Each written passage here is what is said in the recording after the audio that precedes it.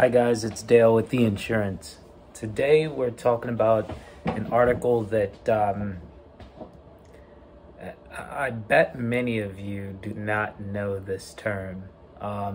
Chock full of information. It's a long article, so if it interests you, I would say dive in head first. It's a very, very interesting concept, and of course carriers have it kind of wrapped up soup to nuts. So it's something that is illegal, so you should not do.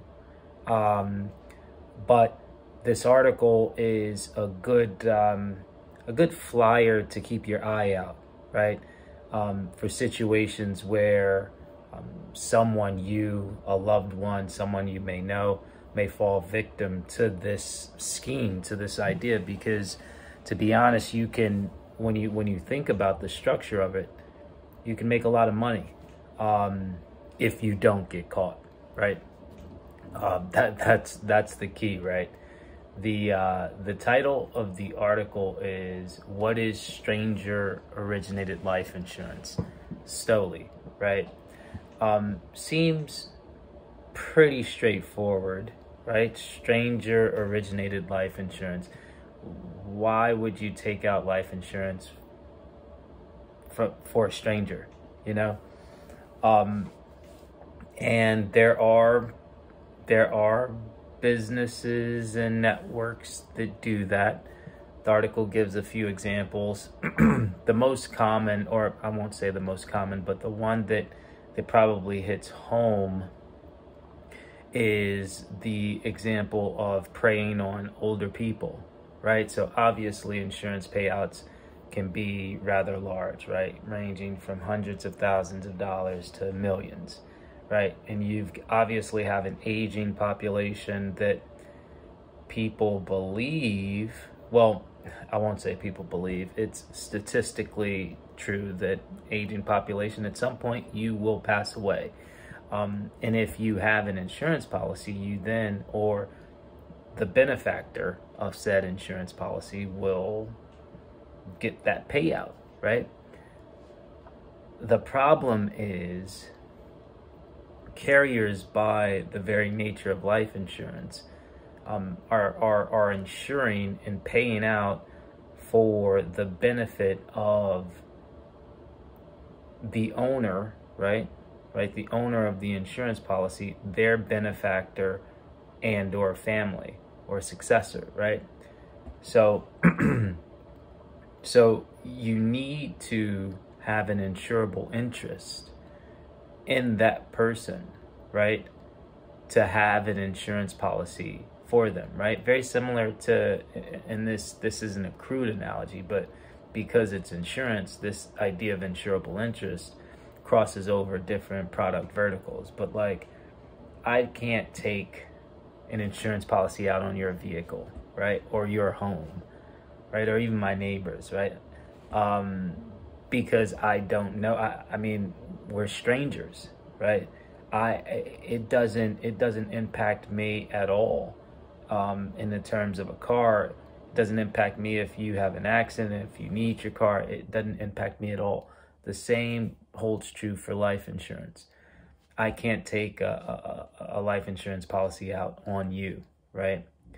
Or a complete stranger. Whether you live or die I mean, your financial well-being does not impact me in any way, shape, or form.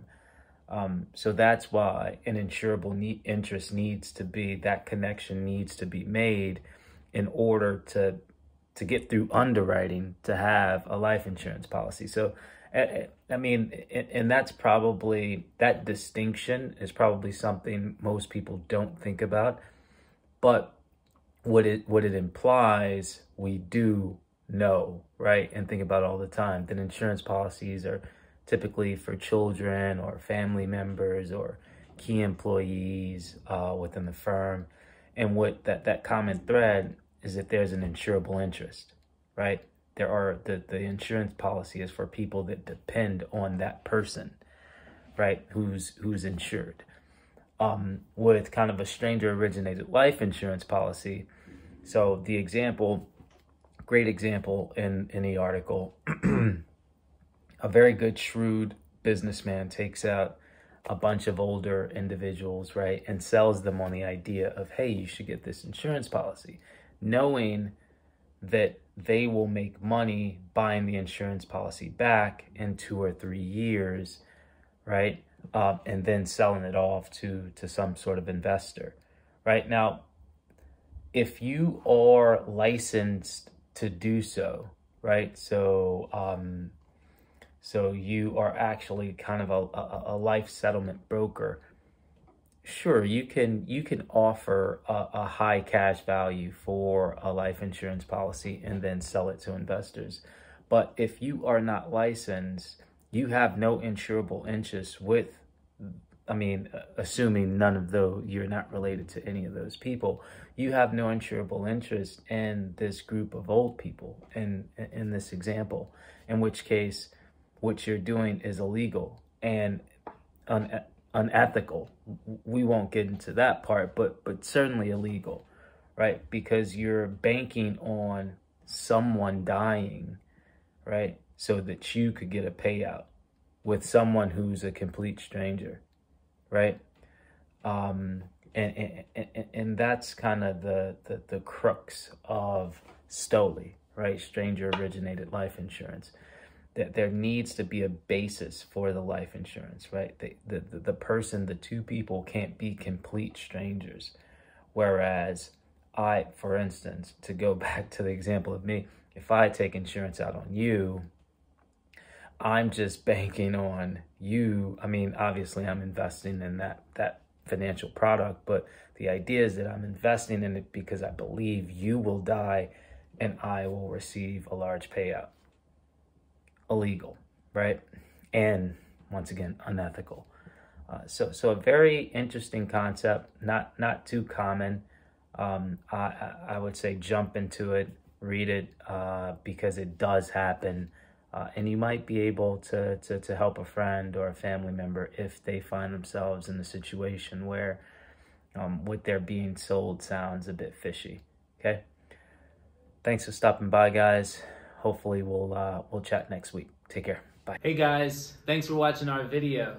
If you enjoyed it, don't forget to hit the like button and subscribe to our channel for more awesome content. And if you really liked it, hit that notification bell so you never miss an update. We love hearing from you. We love hearing from our viewers. So be sure to leave a comment below with your thoughts on this video, and we'll see you in the next one.